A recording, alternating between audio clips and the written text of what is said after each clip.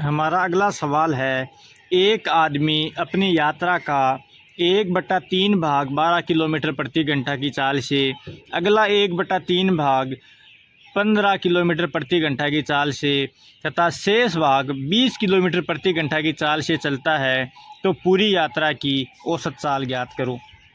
ठीक है, अब देखो कैसे करेंगे।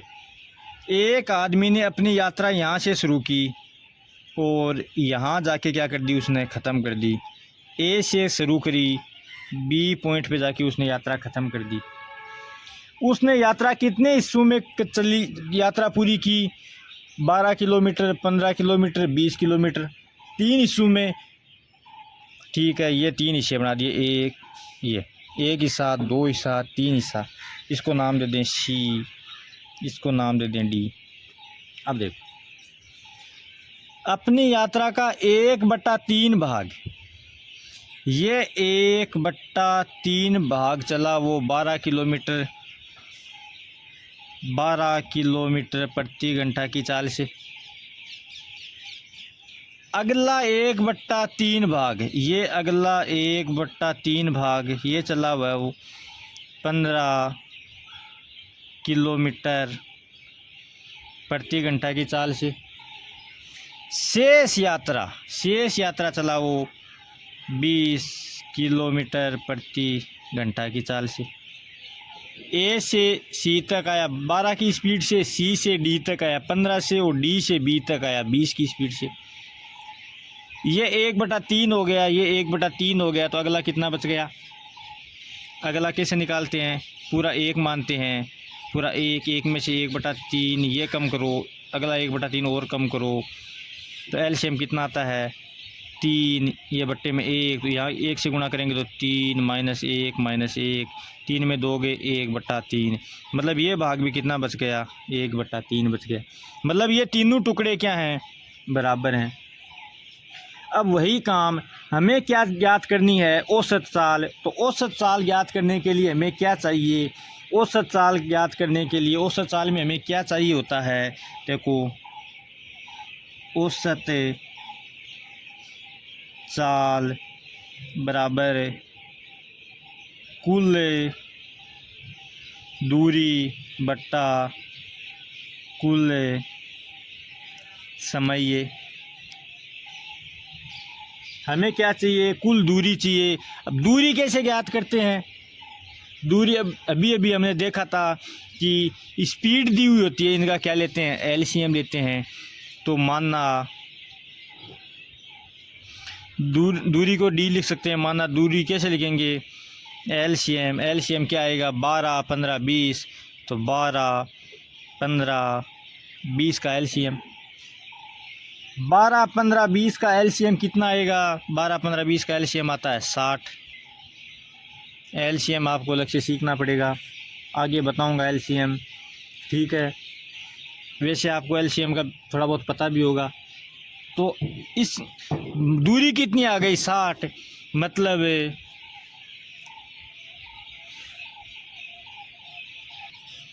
ये जो 60 दूरी आई है वो ए से बी तक ही नहीं आई, हमने 3 अलग अलग टुकड़े हैं, इसका मतलब हर एक टुकड़े की दूरी कितनी है?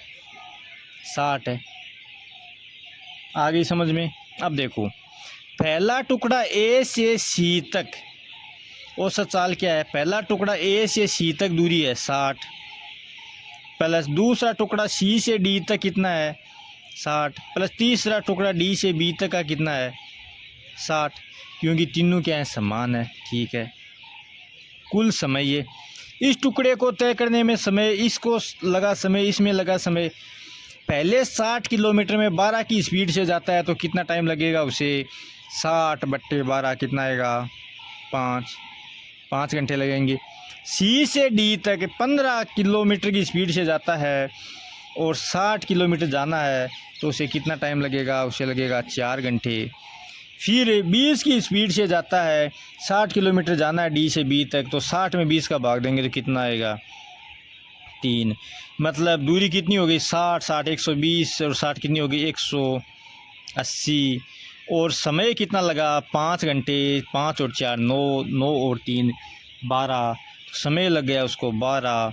अब देखो 180 में अगर 12 का भाग देंगे तो कितना आएगा, 15 किलोमीटर प्रति घंटा। यही हमारा आंसर है, 15 किलोमीटर प्रति घंटा। आ गया समझ में? एक बार दोबारा देख लो। ए से सी तक गया, सी से डी तक गया, डी से बी तक गया। पहला हिस्सा है 1/3, दूसरा है 1/3, तो शेष कितना बचा? शेष पूरे को 1 मानते हैं, 1 में से इसको और इसको घटा देंगे, 1 में 1/3 घटाया तो आ गया 1/3, मतलब तीनों हिस्से बराबर हैं। औसत साल में हमें चाहिए कुल दूरी बटा कुल समय, तो कुल दूरी कितनी है, 12। कुल दूरी को मानेंगे कैसे, एलसीएम से ज्ञात करते हैं। 12, 15, 20 का एलसीएम लिया तो 60, 3 टुकड़ों का लिया एलसीएम, तो मतलब ये टुकड़ों की ये भी 60 है, ये भी 60 है, ये भी 60 है। कुल दूरी कितनी हो गई, 60, 120, 160 जोड़ दो 180, तो 180। पहले टुकड़े 60 किलोमीटर तय करने में 12 की स्पीड से 5 घंटे लगे, दूसरे में 60 किलोमीटर जाने में 15 की स्पीड से 4 घंटे लगे, तीसरे में 60 किलोमीटर जाने में 3 घंटे लगे। तो 180/12 कितने आ गए, 5 और 4 9, 9 और 3 12, तो 180 में 12 का भाग दिया तो कितना आ गया, 15 किलोमीटर प्रति घंटा। और यही हमारा आंसर है, औसत साल यही है। एक बस 80 किलोमीटर की दूरी 60 किलोमीटर प्रति घंटा, 50 किलोमीटर की दूरी 40 किलोमीटर प्रति घंटा तथा 60 किलोमीटर की दूरी 80 किलोमीटर प्रति घंटा की चाल से तय करती है, तो बताओ, तो औसत चाल ज्ञात करो। देखो कैसे करेंगे। एक बस है वो यहाँ से रवाना हुई, ठीक है, ए बिंदु से रवाना हुई और 80 किलोमीटर की दूरी, ये बिंदु बी है, ये कितना दूर है, 80 किलोमीटर की दूरी 60 किलोमीटर प्रति घंटा की चाल से बस चली और बिंदु बी पर पहुंच गई। बिंदु बी से रवाना हुई बिंदु सी पर, बिंदु बी से सी की दूरी 50 किलोमीटर चली की दूरी 40 किलोमीटर प्रति घंटा, तो ये 40 किमी प्रति घंटा की चाल से चली तथा 60 किलोमीटर की दूरी 80, तो ये बिंदु डी आगे भी चली है बस, ये बिंदु डी कितना है, 60 किलोमीटर की दूरी कितने की स्पीड से, 80 किलोमीटर की स्पीड से 80 किलोमीटर प्रति घंटा की चाल से तय करती है। तो औसत चाल बताओ। हमारा सूत्र क्या था, हमारा फॉर्मूला था औसत चाल, औसत चाल बराबर कुल दूरी बटा कुल समय, ये हमारा सूत्र था। अब देखो कुल दूरी कितनी है, कुल दूरी ए से बी तक 80, 50 और 60, तो कुल दूरी हो गई 80 प्लस 50 प्लस 60, कोई दिक्कत। अब कुल समय 80 किलोमीटर 60 की स्पीड से जाने में उसे कितना समय लगा, 1 घंटे में 60 किलोमीटर गया था, 20 किलोमीटर और बच गया। अब देखो इसको कैसे करते हैं, समय कैसे ज्ञात करते हैं, दूरी में टाइम का भाग देते हैं, दूरी में चाल का भाग देते हैं। तो 80 किलोमीटर स्टार्टिंग वाले गया था वो 60 की स्पीड से, यही उसका समय है। जो सेकंड है बी से सी के मध्य वो चला 50 किलोमीटर चला था, कितने की स्पीड से, ये स्पीड का भाग दे दिया 40, तो टाइम आ गया दूसरे पार्ट का। तीसरे पार्ट की दूरी है 60, वो इसने 80 की स्पीड से चलाई थी गाड़ी, तो 60 किलोमीटर 80 की स्पीड से जाने में कितना समय लगा, ये इसका समय आ गया। अब देखो कितना आया, ये कट गया, ये कट गए, ये कट गए, 4 3, ये कटते नहीं, ये 3, ये 4। अब देखो आगे कैसे करेंगे इसको, ऊपर के ऐड हो जाएंगे, 80 और 50 कितने हो गए, 130, और 130 और 60 कितने हो गए, 190, तो ये आ गया 190। यहाँ नीचे क्या आएगा, नीचे आएगा 4/3 प्लस 5/4 प्लस 3/4, ऊपर का लिख दिया 190, नीचे का एलसीएम ले लिया, कितना आएगा एलसीएम 3 4, 4 का एलसीएम आएगा 12। ठीक है, 4 का अगर 3 का अगर 12 में भाग देंगे तो 4, 4 को 4 से गुणा किया तो 16, प्लस 4 का 12 में भाग दिया 3, 3 को 5 से गुणा किया 15, 4 का 12 में भाग दिया 3, 3 को 3 से गुणा किया 9। अब देखो ये जो बट्टे में नीचे होता है ये ऊपर चला जाता है, तो ऊपर आ गया 190 गुणा 12, ये कितना हो गया 16 और 15 कितने हो गए 31, 31 और 9 कितने हो गए 40, ये 40, ये शून्य से शून्य कट गया, 4 से कितना आ गया 3, तो 19 को अगर 3 से गुणा करेंगे तो कितना आएगा 19, 19 दूनी 30, 19 30 57, तो स्पीड कितनी आ गई 57 किलोमीटर प्रति घंटा। तो बस की जो औसत चाल थी, बस की जो औसत स्पीड थी वो कितनी आ गई 57 किलोमीटर प्रति घंटा।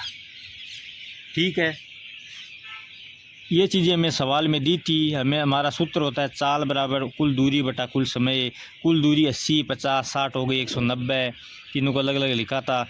80 अगर हमें समय ज्ञात करना होता है, समय कैसे ज्ञात करते हैं 80 दूरी में चाल का भाग देते हैं, तो 80 किलोमीटर गया था 60 की स्पीड से 80/60, 50 गया था 50 40 की स्पीड से गया था, 60 गया था 80 की स्पीड से। इन तीनों को काटा, फिर तीनों का एलसीएम लिया। नीचे जो बट्टे के बट्टे में होता है वो ऊपर जाता है, तो 12 होता है, वो ऊपर जाएगा तो 190 से गुणा हो जाएगा, 190 गुणा 12, और ये हो गया 40, 40 से 0 इससे कटा था, 4 से 12 कटा था 3, 29, 57, तो यही हमारा आंसर है 57 किलोमीटर प्रति घंटा। औसत चाल हमारी कंप्लीट हो चुकी है। अब हम पढ़ेंगे सापेक्ष चाल। सापेक्ष चाल क्या होता है? सापेक्ष का मतलब होता है दो चालों का, एक चाल से दूसरी चाल को देखने पर, मतलब एक गाड़ी से जब हम दूसरी गाड़ी को देखते हैं तो उसकी गाड़ी की स्पीड हमें कितनी किलोमीटर महसूस होती है, वही क्या होती है सापेक्ष चाल होती है। देखो, एक गाड़ी इधर से आ रही है, एक गाड़ी इधर से आ रही है, ठीक है, ये आ रही है स्पीड एस ए और ये आ रही है स्पीड एस बी, ठीक है। ये आ रही है 30 किलोमीटर प्रति घंटा की स्पीड से, ये आ रही है 40 किलोमीटर प्रति घंटा की स्पीड से। अगर ये दोनों यहाँ आपस में इनकी टक्कर हो जाए तो वो टक्कर कितनी स्पीड से होगी, वही सापेक्ष चाल होती है। अगर टक्कर नहीं हो, एक दूसरे के पास से निकल जाएंगी, क्रॉस कर जाएंगी, तो वही क्या होती है हमारी सापेक्ष चाल होती है। दो कंडीशन हो सकती हैं, एक तो ये दोनों नज़दीक आ रही हैं, मतलब इनकी चाल की दिशा क्या है, असमान है। एक इनकी दिशा क्या हो, समान हो। ये क्या है, ये है असमान दिशा, ये है समान दिशा। समान दिशा में इसकी है 30 किलोमीटर प्रति घंटा, नीचे वाली है 40 किलोमीटर प्रति घंटा। अब देखो, एक गाड़ी अगर 30 किलोमीटर की चाल से चल रही है, पीछे से अगर 40 किलोमीटर की आती है तो वो उस गाड़ी को ओवरटेक कर लेगी। तो ये हो गई समान दिशा में चल रही हैं दोनों गाड़ियाँ। अगर एक दूसरे के आमने सामने आ रही हैं, इसका मतलब दोनों की दिशा क्या है, असमान है। एक बात बताओ, अगर आप 30 किलोमीटर वाली गाड़ी में बैठे हो और 40 किलोमीटर प्रति घंटे वाली गाड़ी अगर आपको ओवरटेक करती है, तो क्या आपको उसकी स्पीड 40 किलोमीटर प्रति घंटा महसूस होगी?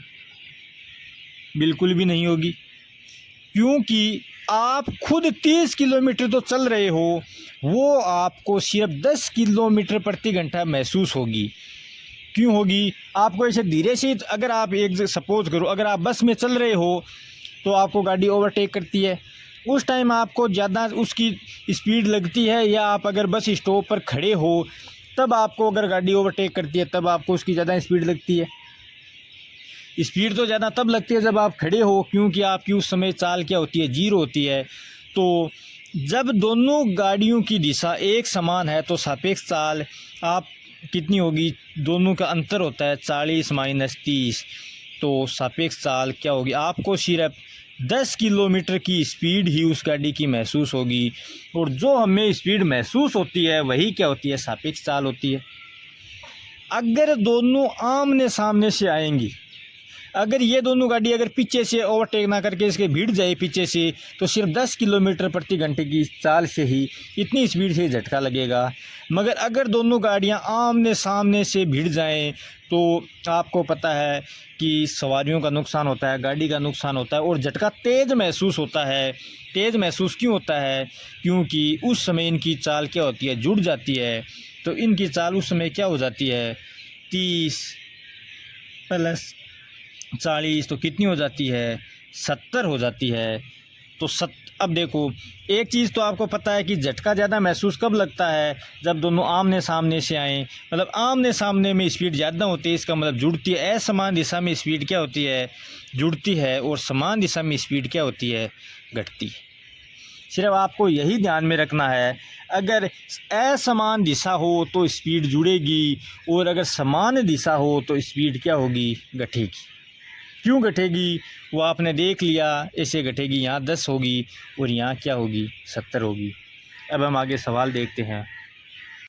हमारा सवाल है, एक बस की चाल 60 किलोमीटर प्रति घंटा है तथा कार की चाल 90 किलोमीटर प्रति घंटा है, तो सापेक्ष चाल बताओ यदि दोनों एक दिशा हो, दोनों की समान दिशा हो, या दोनों की असमान दिशा हो। देखो, फर्स्ट कंडीशन में समान दिशा होगी, तो ये दोनों की समान दिशा हो गई। एक की स्पीड है 60, दूसरे की स्पीड है 90, तो सापेक्ष चाल क्या होगी, सापेक्ष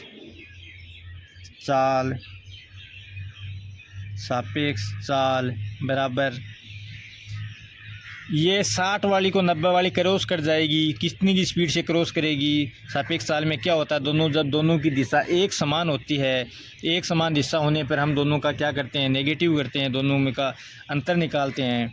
तो 90 माइनस 60 बराबर 30 किलोमीटर प्रति घंटा हो गया। अगर दोनों की असमान दिशा है, मतलब दिशा एक दूसरे के सामने है, ये 60 है, ये 90 है, तो सेकंड कंडीशन में सापेक्ष चाल क्या आएगी, सापेक्ष चाल, अगर इन दोनों की टक्कर होगी तो जोरदार झटका लगेगा। इसका मतलब दोनों का योग होगा तो क्या होगा, 60 प्लस 90 बराबर 150 किलोमीटर प्रति घंटा। आ गया समझ में, यही हमारे सापेक्ष चाल का क्वेश्चन था। ठीक है, सापेक्ष चाल में क्या याद रखना है कि जब समान दिशा हो तो अंतर होता है, जब असमान दिशा हो तो दोनों का क्या होता है, योग होता है। ठीक है।